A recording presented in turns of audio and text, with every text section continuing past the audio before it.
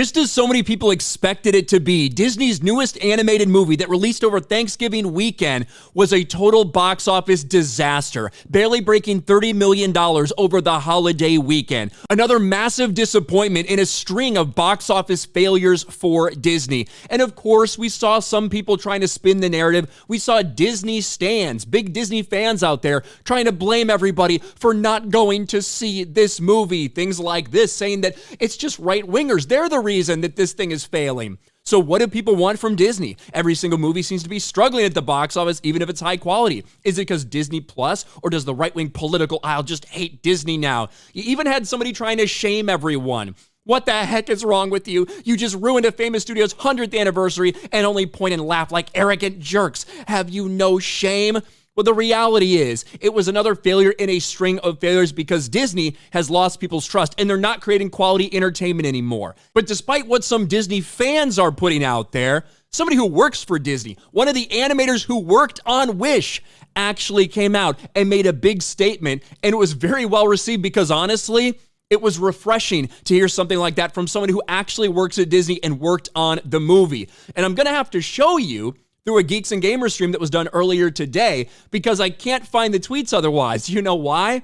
Because after this thing started to get a lot of attention, after this thing, which was acknowledging all the criticism against Disney by a Disney animator, mysteriously, they deleted the tweet and in fact have removed Disney from their bio. So I don't know if this person got in trouble for it. That's what I suspect. I think Disney wanted them to take that down immediately. How dare you admit that the problem is internal and not with the fans? But anyway, let's get into this. I'm going to show you the proof of the things we're talking about, the deleted tweet and the fact that this person used to have Disney in their Twitter bio and don't anymore.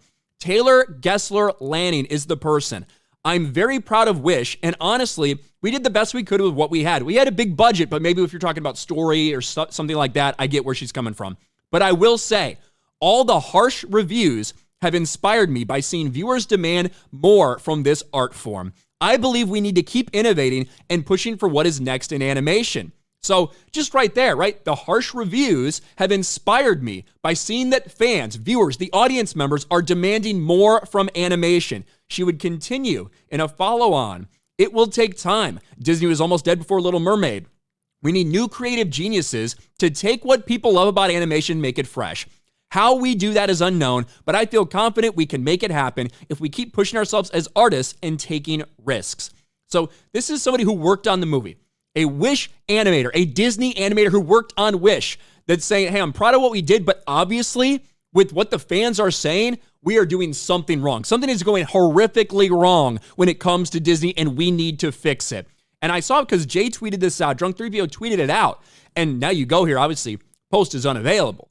This is Taylor Gessler right here. And if you go to her Twitter bio, it says Animator. Animator who works at Los Angeles. They got the Wish banner as their Twitter banner.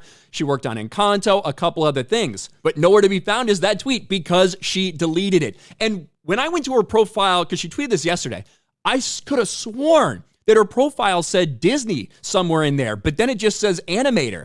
So I went to a Wayback Machine. I don't have a capture from like yesterday, the day before or anything, but I do have one from a couple months ago, back in May. And sure as shit, exactly what I said, Animator at Walt Disney Animation Studios.